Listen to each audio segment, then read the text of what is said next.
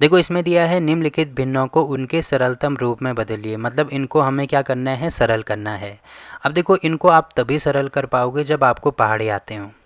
जब तक आपको पहाड़े नहीं आएंगे तब तक आप इन क्वेश्चन को नहीं कर पाएंगे। तो एक चीज़ आपको ध्यान रखनी है कि पहाड़े कम से कम 2 से लेकर 20 तक आपको पहाड़े याद होने ही चाहिए।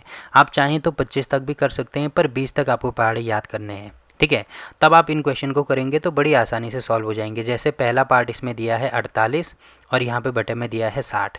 तो इनको हमें सरल करना है, तो कैसे करेंगे, हमें ऐसी संख्या देखनी है जिसके पहाड़े में 48 भी आता हो और 60 भी आता हो। तो ऐसे कौन कौन सी संख्या है, देखो एक तो 6 के पहाड़े में 8 गुणा 6 या 6 गुणा 8 करेंगे तो 6 8 कितना होता है 48। और वैसे ही 6 गुणा 10 करेंगे, 6 दशंगी कितना होता है 60 होता है। तो आपको दिख रहा होगा कि 6 के पहाड़े में 48 भी आता है, वैसे ही 6 के पहाड़े में 60 भी आता है। 48 भी आ रहा है, 60 भी आ रहा है, तो एक तो हो गया 6। और दूसरी संख्या होती है 12, क्योंकि 12 गुणा 4 करेंगे तो 12 चौको कितना होता है 48। वैसे ही 12 गुणा 5 करेंगे तो 12 पंजे कितना होता है 60। तो ये दोनों संख्याएं आ रही हैं। तो इन दोनों संख्याओं को हम यहाँ पे लिख सकते हैं। देखो अगर मैं इसको 6 से करता हूँ तो देखो यहाँ पे क्या हो जाएगा, 48 को मैं, देखो 48 लिखो या 6 गुणा 8 लिखो एक ही बात होती है। तो यहाँ पे इसके बदले 48 के बदले मैं लिख सकता हूँ 6 गुणा 8, और बटे में यहाँ पे क्या हो जाएगा 60 है, तो इसको हम लिख सकते हैं 6 गुणा 10। ठीक है, अब आपको दिख रहा होगा, देखो 6 यहाँ भी है 6 यहाँ भी है। तो मैंने आपको बोला था ऊपर और नीचे अगर सेम संख्या आती है तो इसको हम ऐसे काट सकते हैं। तो यहाँ पे क्या बचेगा हमारे पास, यहाँ पे बचेगा केवल 8 बटे में 10। अब 8 बटे 10 बच गया, तो अब मुझे ऐसी संख्या दोबारा देखनी है जिसके पहाड़े में 8 भी आता हो 10 भी आता हो। तो ऐसी कौन सी संख्या है, ऐसी है 2, क्योंकि 2 गुणा 4 करते हैं तो 4 दूनी 8 होता है, और 2 गुणा 5 करते हैं तो कितना होगा 5 दूनी 10 होता है। तो देखो 2 के पहाड़े में 8 भी आ रहा है 10 भी आ रहा है। तो जो 8 है उसको मैं क्या लिख सकता हूँ, देखो 8 को मैं ऐसे लिख सकता हूँ क्या, 2 गुणा 4 बिल्कुल लिखा जा सकता है। और 10 को मैं लिख सकता हूँ 2 गुणा 5। ठीक है, अब आपको दिख रहा होगा 2 यहाँ भी है 2 यहाँ भी है, तो इससे इसको हम काट सकते हैं। तो हमारे पास आएगा 4 बटे में 5। अब देखो 4 बटे 5 आने का मतलब ऐसा है कि ऐसी संख्या मुझे देखनी है जिसके पहाड़े में 4 भी आता हो 5 भी आता हो। तो अब देखो ऐसी कोई भी संख्या नहीं है जिसके पहाड़े में 4 भी आए 5 भी आए। तो यही हमारा उत्तर हो जाएगा और यही इसका सरल रूप हो जाएगा। एक तरीका तो ये है इनको सॉल्व करने का। दूसरा मैंने आपको बताया, देखो 12 के पहाड़े में भी ये चीज़ आती है। तो यहाँ पे जो 48 बटे में 60 है ना, 48 बटे में जो 60 है उसको मैं ऐसे लिख सकता हूँ क्या, 12 गुणा 4। 48 की जगह पे मैं 12 गुणा 4 लिख सकता हूँ। ठीक है, और यहाँ पे बटे में देखो 60 की जगह पे मैं 12 गुणा 5 लिख सकता हूँ। तो आपको दिख रहा होगा, देखो 12 मुझे ऊपर भी दिख रहा है नीचे भी दिख रहा है, तो इसको मैं इसको डायरेक्ट काट सकता हूँ। तो यहाँ पे क्या बचेगा, हमारे पास 4 बचेगा, यहाँ पे 5 बचेगा। तो देखो अगर मैं बड़ी संख्या लेता हूँ तो मेरा डायरेक्ट उत्तर आ रहा है, और यहाँ पे भी देखो वही आ रहा है ना 4 बटे में 5। तो ऐसे आपको करना है। देखो मैंने क्या बोला, सबसे पहले तो आपको पहाड़े आने चाहिए। एक बार पहाड़े आ गए तो इन क्वेश्चन को बड़ी आसानी से सॉल्व किया जा सकता है। ठीक है, तो 6 के पहाड़े में भी देखो ये चीज़ आ रही थी, तो 6 से भी मैंने बता दिया और 12 से भी बता दिया। बाकी आपको एग्ज़ाम में कैसे सॉल्व करना है, देखो एग्ज़ाम में आपको इसको ऐसे सॉल्व करना है। संख्या है हमारे पास 48 बटे में 60, तो हमें पता चल गया कि कौन सी संख्या है, मतलब 12 ऐसी है कि 12 के पहाड़े में 48 भी आता है 60 भी आता है। तो हम क्या करेंगे, इसको 12 से काटेंगे, तो यहाँ पे हो जाएगा 12 कितनी बार कटेगा 4 बार, 12 चौको होता है 48, और वैसे ही 60 कितना होता है 12 पंजे होता है 60। तो देखो यहाँ पे आएगा 4 और यहाँ पे आएगा 5, तो यहाँ पे डायरेक्ट हम लिख देंगे 4 बटे में 5। तो देखो बहुत आसान है इनको सॉल्व करना अगर आपको पहाड़े आते हों। तो देखो 2 स्टेप में हमारा आंसर निकल गया। और यहाँ पे ये क्यों बताया मैंने, क्योंकि आपको अगर ऐसे में समझ में नहीं आता है तो फिर ऐसे में आपको समझ में आएगा। ठीक है, कि इनके क्या करने, जैसे 48 है तो 48 को मैंने ऐसे तोड़ दिया, जैसे यहाँ पे आपको दिख रहा है ये वाला 48, तो इसको मैंने इसको ऐसे तोड़ दिया, तो आपको ऐसे भी समझ में आ जाएगा। तो देखो पहला पार्ट इसका हो गया। बाकी के जो और पार्ट हैं उनको भी हम ऐसे ही करेंगे। जैसे इसमें दूसरा पार्ट हमें ये दिया है कि 150 बटे में यहाँ पे 60 दिया है, तो ठीक है।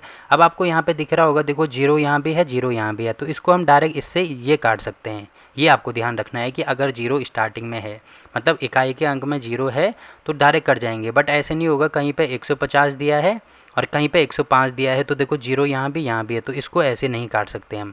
केवल कब काटेंगे, जब ये 0 यहाँ पे स्टार्टिंग में आई और 0 यहाँ पे भी स्टार्टिंग में आई, तब हम काट सकते हैं। क्योंकि ये जो संख्या है 150, इसको हम ऐसे लिख सकते हैं 15 गुणा 10। और बटे में यहाँ पे ये जो 60 है इसको लिख सकते हैं 6 गुणा 10। तो इसको गुणा करके देखना वही चीज़ आएगी। तो देखो यहाँ भी 10 आ रहा है, यहाँ भी 10 आ रहा है, तो ये डायरेक्ट कट रहा है, तो इसीलिए यहाँ पे इसको डायरेक्ट काटते हैं। तो ठीक है, हमने डायरेक्ट काट दिया। अब यहाँ पे आएगा 15 और यहाँ पे आएगा 6। अब देखो मुझे ऐसी संख्या देखनी है जिसके पहाड़े में 15 भी आई 6 भी आई। तो कौन सी संख्या है? 3 है। तो यहाँ पे देखो 3 पंजे 15 होता है और 3 दूनी 6 होता है, तो यहाँ पे हो जाएगा 5/2। अब देखो ऐसी कोई संख्या है कि जिसके पहाड़े में 5 भी आए 2 भी आए? तो ऐसी कोई भी संख्या नहीं है, तो इसका मतलब यही इसका उत्तर हो जाएगा। ठीक है, तो देखो दूसरा पार्ट भी हमने कर दिया। वैसे अगर मुझे तीसरा पार्ट यहाँ पे करना है तो उसको मैं यहाँ पे बता देता हूँ।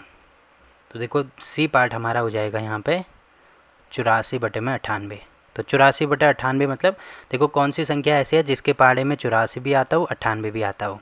तो ऐसे 14 होगा ना, 14 गुणा 7 करेंगे तो 14 कितना होता है? 14 98 होगा, और 14 गुणा 6 करेंगे तो 14 का कितना होगा? 84 होगा। तो इसका मतलब यहाँ पे 14 से काटेंगे तो 14 का 84 होगा और 14 7 98 होगा। तो यहाँ पे आ जाएगा 6/7। बाकी अपने आंसर को चेक भी करना है तो यहाँ पे चेक भी कर सकते हैं। देखो कितना आ रहा है यहाँ पे, कौन सा पार्ट है मैं एक बार देख लेता हूँ। देखो क्वेश्चन नंबर 7 का सी पार्ट है, तो यहाँ पे बता देता हूँ मैं। इसमें क्वेश्चन नंबर 7 का सी पार्ट आपको दिख रहा होगा 6/7 आ रहा है, ये भी 6/7। देखो ये 5/2, यहाँ पे भी आपको दिख रहा होगा 5/2, और ये 4/5 आ रहा है। ठीक है, तो ऐसे इसको सॉल्व करना है। ठीक है, सी पार्ट हो गया। अब देखो डी पार्ट हमें दिया है 12/52। तो यहाँ पे मैं डी पार्ट आपको बता देता हूँ। यहाँ पे है 12 और बटे में यहाँ पे है 52। अब देखो मुझे कौन सी संख्या ऐसी मिलेगी जिसके पहाड़े में 12 भी आता हो 52 भी आता हो? तो ऐसे तो देखो कौन सी संख्या ऐसे 4 है। 4 क्यों है? क्योंकि ये जो 12 है इसको मैं ऐसे लिख सकता हूँ क्या, 12 नहीं, सॉरी ये मैंने गलत लिख दिया। 12 को मैं ऐसे लिख सकते हैं 3 गुणा 4। तो 3 चक्कू कितना होता है? 12 होता है। अब देखो 4 का पहाड़ा तो आपने केवल 40 तक पढ़ा होगा ना, क्योंकि 4 गुणा 10 करेंगे तो कितना होता है? 40 होता है। वैसे ही 4 गुणा 10 के बाद भी तो होगा। 4 गुणा 11 करेंगे तो ये हो जाएगा 44। 4 गुणा 12 करेंगे तो ये हो जाएगा कितना? 48। और 4 गुणा 13 करेंगे तो ये कितना हो जाएगा? 52 हो जाएगा। तो आपको दिख रहा होगा 4 के पहाड़े में 52 आता है। तो इसका मतलब ये जो 52 है इसको मैं 4 गुणा 13 लिख सकता हूँ। तो यहाँ पे कितना हो जाएगा? देखो 4 यहाँ भी है यहाँ भी है, तो इससे ये घटेगा तो हमारे पास आएगा 3/13। ठीक है, 3/13 हमारा उत्तर आ गया। या आपको ऐसे भी समझ में नहीं आ रहा है तो सबसे पहले एक काम करते हैं। यहाँ पे देखो 12/52 है, तो सबसे पहले इसको 2 से भाग करके देख लो। अब 2 से भाग करेंगे तो आपको दिख रहा है यहाँ पे 2 आ रहा है, यहाँ पे 2 आ रहा है, मतलब इसमें भी 2 का भाग जाएगा, इसमें भी 2 का भाग जाएगा। तो कितनी बार जाएगा? यहाँ पे जाएगा 6 बार। अगर ऐसे भी नहीं आ रहा है तो सीधे 12 में 2 का भाग कर दो, 6 बार ही जाएगा। वैसे ही इसमें कितनी बार जाएगा? यहाँ पे काटेंगे तो ये हो जाएगा यहाँ पे 2 दूनी 4, फिर 1 बचा। अब यहाँ पे 2 है तो 12 उतारेंगे तो ये हो जाएगा 12, तो यहाँ पे हो जाएगा 26। तो ये हो जाएगा 6/26। ठीक है, फिर दोबारा इसमें 2 का भाग जाएगा तो यहाँ पे हो जाएगा 3, और यहाँ पे हो जाएगा 13 दूनी 26। तो यहाँ से भी देखो 3/13 ही आ रहा है ना, और यहाँ से भी 3/13 आ रहा है। अब देखो ये चीज़ें आपको कब पता लगेंगी? जब आप इनकी खुद प्रैक्टिस करोगे। जब तक आप खुद से प्रैक्टिस नहीं करोगे तब तक आपको ये चीज़ नहीं आने वाली है। ठीक है, तो खुद से प्रैक्टिस करेंगे। स्टार्टिंग में तो सबको दिक्कत होगी, जैसे स्टार्टिंग में जब आप साइकिल चलाते थे तो पहले दिन तो किसी को नहीं आती है ना, तो मैथ्स में भी सेम टू सेम ऐसे ही होता है। जब तक आप प्रैक्टिस नहीं करोगे तब तक आप कोई भी चीज़ नहीं सीखने वाले, और एक दिन में कोई भी चीज़ नहीं सीखी जाती है। तो 1 दिन 2 दिन 3 दिन 4 दिन 5वें दिन तो ये सारी चीज़ें आपको आ जाएंगी। पर पहले क्या करने हैं? पहाड़े कंठस्थ करने हैं 2 से लेकर 20 तक। जब तक आपको पहाड़े नहीं आएंगे तब तक आपको पता नहीं चलेगा कि ये किसके पहाड़े में आता है और ये वाला किसके पहाड़े में आता है। एक बार आपको पहाड़े आ गए तो इनको बड़ी आसानी से आप सॉल्व कर पाओगे। ठीक है, तो देखो डी पार्ट भी हो गया। बाकी इसमें देखो और कौन कौन से पार्ट दिए हैं। हाँ, जैसे ये वाला पार्ट दिया है तो यहाँ पे आपको दिख रहा है 7, यहाँ पे दिख रहा है 28। तो हमें डायरेक्ट पता लग गया कि 7 के पहाड़े में 7 भी आता है 28 भी आता है। तो यहाँ पे हो जाएगा 7 एकम 7, और यहाँ पे हो जाएगा 7 चौको 28। तो ये हो जाएगा 1/4। तो 1/4 हमारा उत्तर हो जाएगा। ठीक है, बाकी अपने आंसर को चेक भी करना चाहें तो यहाँ पे चेक कर सकते हैं। देखो 7वें का यहाँ पे 1/4 ही आ रहा है। तो ये वाला क्वेश्चन भी कंप्लीट हो गया।